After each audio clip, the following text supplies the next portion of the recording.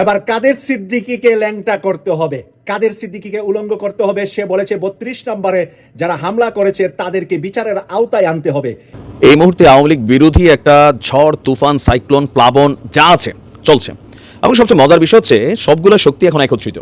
আপনি যদি বলেন ছাত্র জনতা, এই ছাত্র জনতার মধ্যে ছাত্র শিবির আছে, ছাত্র দল আছে, আম জনতা আছে, বৈষম্য বিরোধীরা আছে।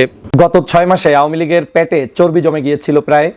সারা বাংলাদেশের বিভিন্ন জায়গায় যে বিলাসিতাপূর্ণ জীবনযাপন করতেছিল আওয়ামী লীগ, তাদের উপরে সেই ধরনের বড় ধাক্কা আসে নাই 6 মাসে।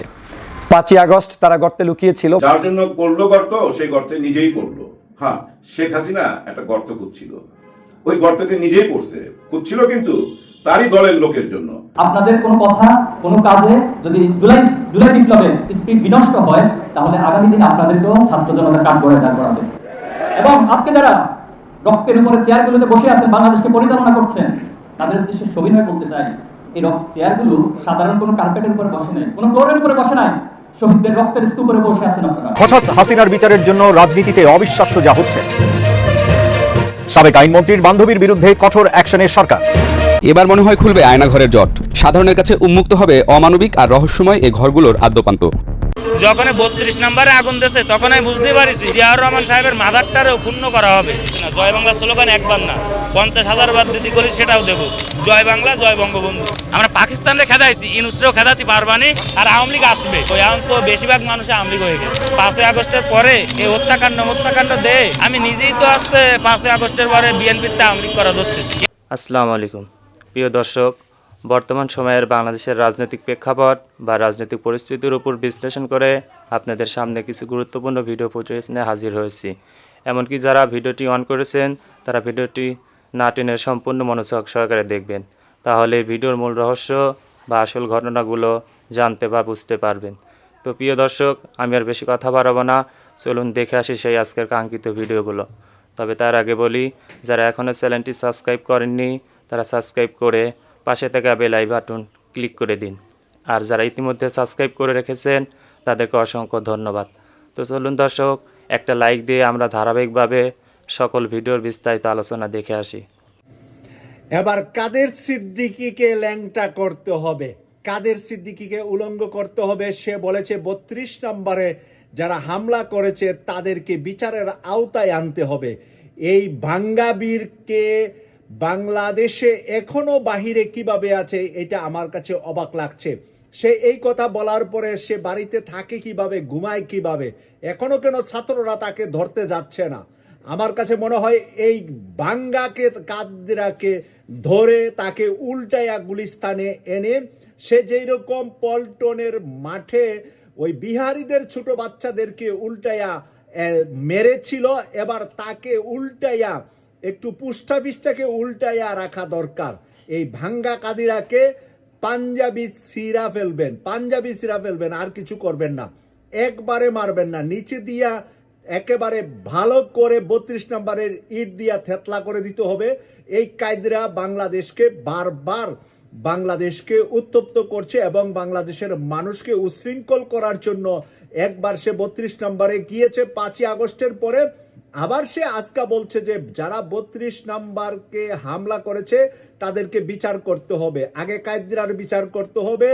তুই যে অসহায় বিহারীদের বাচ্চাদেরকে মেরেছিলি, ওই 1 বছরের 6 মাসের বিহারীর বাচ্চারা কি 71-এর স্বাধীনতা যুদ্ধে তোর মাকে দর্শন করেছিল, নাকি তোর বোনের সাথে তার কোনো সম্পর্ক ছিল? এই কায়দাকে জিজ্ঞাসা করেন যে 71 সালে স্বাধীনতার পরে বিহারীদের ছোট ছোট বাচ্চাদেরকে মোহাম্মদপুর ক্যাম্প থেকে ধরে নিয়ে সে পল্টন ময়দানে খুসাইয়া বন্দুকের নলায় টাঙ্গাইয়া রাখছিল। এই কায়দরা এখন বলছে 32 নম্বর তার আব্বার বাড়িটা যারা ভাঙছে, তার আব্বার বাড়ি যারা ভেঙেছে তাদেরকে বিচারের আওতায় আনতে হবে, আগে কায়দাকে বিচারের আওতায় আনতে হবে।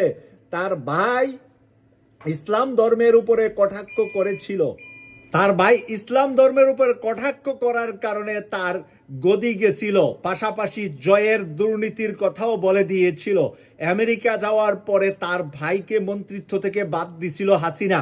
এই দুই শয়তান একই মায়ের, এই দুই শয়তানকে বাংলাদেশে মানে শায়েস্তা করা ছাড়া বাংলাদেশ শান্তিতে থাকবে না। এই শয়তান পরিবারের লোকগুলা বাংলাদেশে শুধু শয়তানি করে গিয়েছে, এরা এদের বাপের দেশ মনে করেছে 53 বছরে। এই কায়দারা 53 বছর যে তার বাপের দেশ বলে বলে লুটে পুড়ে খেয়েছে, এই কায়দাদেরকে 53 বছরের হিসাব নিতে হবে। যেমনটা তুফাইলের বাড়িতে এখন আগুন জ্বলছে, যেমনটা আওয়ামী লীগের শীর্ষ নেতাদের বাড়ি ঘর মাহবুবের আলম হানিফের বাড়িতে বুলডোজার দিয়ে উড়িয়ে দেওয়া হয়েছে, ওইরকম খুলনা বরিশাল সহ এই আওয়ামী এই কুলাঙ্গাদের বাড়িগুলাকে যেরকম ভেঙে দেওয়া হয়েছে, এরকম কায়দাকে কায়দাকে একটা বড় মাপের শাস্তি দিতে হবে। যদি শাস্তি না দেন, এই কায়দা কিন্তু বাংলাদেশে বারবার বিশৃঙ্খলা তৈরি করবে। এই মুহূর্তে আওয়ামী লীগ বিরোধী একটা ঝড়, তুফান, সাইক্লোন, প্লাবন যা আছে চলছে। এবং সবচেয়ে মজার বিষয় হচ্ছে সবগুলো শক্তি এখন একত্রিত। আপনি যদি বলেন ছাত্র জনতা, এই ছাত্র জনতার মধ্যে ছাত্র শিবির আছে, ছাত্র দল আছে, আমজনতা আছে, বৈষম্য বিরোধীরা আছে। গতকালকে রাত থেকে যা যা ঘটছে, 5ই আগস্ট এটার একটা ট্রেইলার শুরু হয়েছিল, কিন্তু কোথাও না কোথাও এটা থেমে গিয়েছিল। তো এটা দ্বিতীয় ধাপে আসলে এখন এই ঘটনাগুলো ঘটছে। 5ই আগস্ট পরবর্তী সময় শেখ হাসিনার প্রস্থানের পর যখন এই সরকার গঠন হলো, শপথ নিল, তখন রাষ্ট্রপতি শাহাবুদ্দিন চুপ্পু তাকে মানে বাদ দেওয়ার জন্য, বহিষ্কার করার জন্য একটা আন্দোলনের ডাক উঠেছিল। এক পর্যায়ে আমরা দেখেছিলাম যে ছাত্রদের, জনতার একাংশ রাষ্ট্রপতির বাসভবনের সামনে গিয়েছিলেন, সেখানে পুলিশ, সেনাবাহিনী তারা প্রটেস্ট করেছিলেন।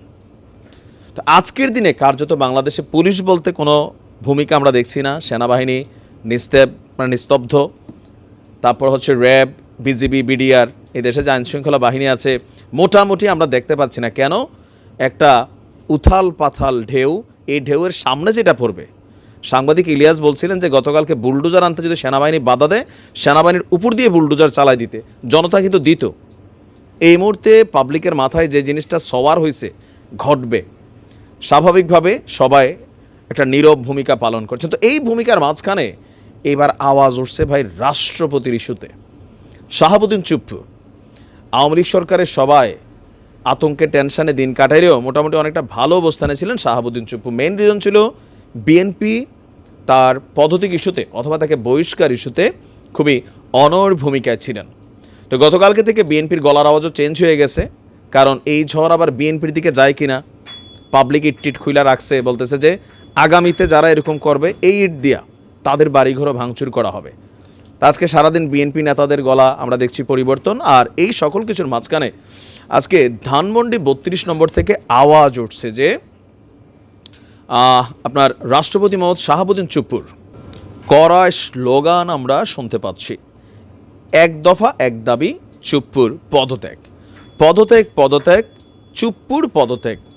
দিল্লি না ঢাকা, ঢাকা ঢাকা, গোলামি না আজাদি, আজাদি আজাদি। আওয়ামী লীগের দালালেরা হুঁশিয়ার, সাবধান, ফাঁসি চাই, ফাঁসি চাই, খুনি হাসিনার ফাঁসি চাই ইত্যাদি স্লোগান দিতে থাকে উত্তেজিত জনতা। গত 6 মাসে আওয়ামী লীগের পেটে চর্বি জমে গিয়েছিল প্রায়। সারা বাংলাদেশের বিভিন্ন জায়গায় যে বিলাসিতাপূর্ণ জীবনযাপন করতেছিল আওয়ামী লীগ, তাদের উপরে সেই ধরনের বড় ধাক্কা আসে নাই 6 মাসে। 5ই আগস্ট তারা গর্তে লুকিয়েছিল, মনে করেছিল যে তাদের যে পরিমাণ পাপ করেছে তার বিচারটা যদি শুরু হয়ে যায় তাহলে কেউ তো রেহাই পাবে না। সে কারণে তারা কিঞ্চিত রেস্টে ছিল। কিন্তু যখন আমরা বাংলাদেশে তাদেরকে স্বাধীনতার নামে, মুক্ত চিন্তার নামে, গণতন্ত্রের নামে আমরা একটু উদার হতে চেষ্টা করলাম, তখন আবার এই ফেসিবাদের দোসর আওয়ামী লীগরা মাঠে মাথাচাড়া দিয়ে ওঠা শুরু করলো।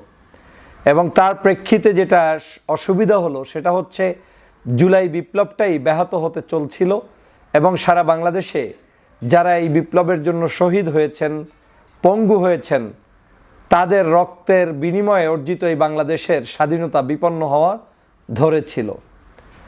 গতকালকে শেখ হাসিনার বক্তব্যকে কেন্দ্র করে সারা বাংলাদেশ আবার উজ্জীবিত হয়েছে। সারা বাংলাদেশের মানুষ মনে করে যে এই আওয়ামী লীগকে আর কোনো ছাড় দেওয়ার সুযোগ নেই। তাদেরকে যতটুকু ছাড় দেওয়া হয়েছে এই ছাড়ের মধ্য দিয়ে তাদেরকে আমাদের সর্বোচ্চ টেস্ট করা শেষ। তারা ছাড় পেয়ে মনে করেছে দুর্বলতা, তারা ভালোবাসা পেয়ে মনে করেছে যে আমরা দুর্বল, তারা সবল।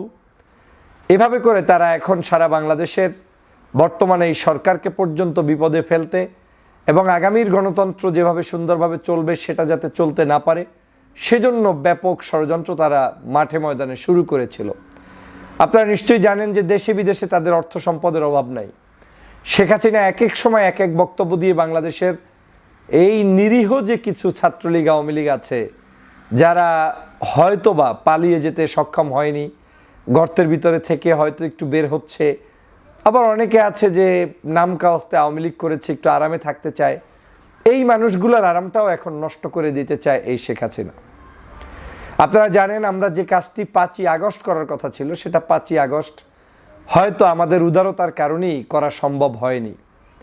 যেটা হয়েছে সেই দিন হয়তো সকলের ব্যস্ততা এবং সবাই মিলে টার্গেট ছিল গণভবন। গণভবনকে সবাই মিলে টার্গেট থাকার কারণে গণভবনে উল্লাস প্রকাশ করেছে।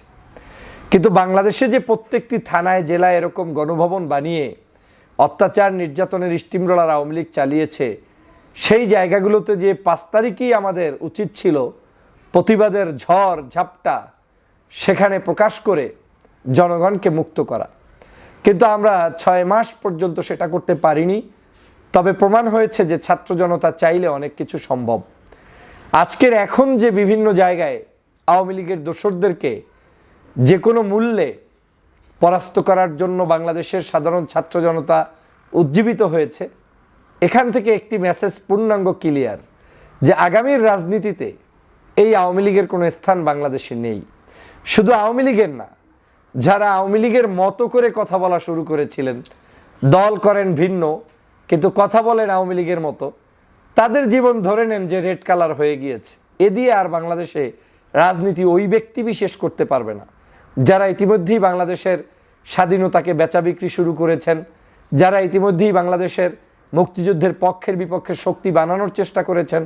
এই রকম ব্যক্তিবিশেষ যারা করেছেন তারা যে আদর্শের যে দলের যে মতেরই হন না কেন, শেখ হাসিনার আদলে কথাবার্তা হওয়ার কারণে আপনারাও এখন রেড জোনে চলে গিয়েছেন। তো আগামীর বাংলাদেশ এই ভদ্র সভ্য সুশীল শিক্ষিত মার্জিত ভদ্র আমাদের এই ছাত্র সমাজেরই বাংলাদেশ। আমরা প্রমাণ করতে পেরেছি এই বাংলাদেশে সকল ধরনের নৈরাজ্যের অবসান ঘটিয়ে একটি সুন্দর বাংলাদেশ গঠন করব। প্রিয় দর্শক, ভিডিওটি কেমন হয়েছে? ভিডিও সম্পর্কিত কোনো তথ্য বা মতামত থাকলে কমেন্টে জানিয়ে যাবেন। আজকের মতো নিউজটি এখানে শেষ করছি। ফিরে আসছি পরবর্তীতে অন্য কোনো নতুন টপিকস নিয়ে। সে পর্যন্ত ভালো থাকবেন। আল্লাহ হাফেজ।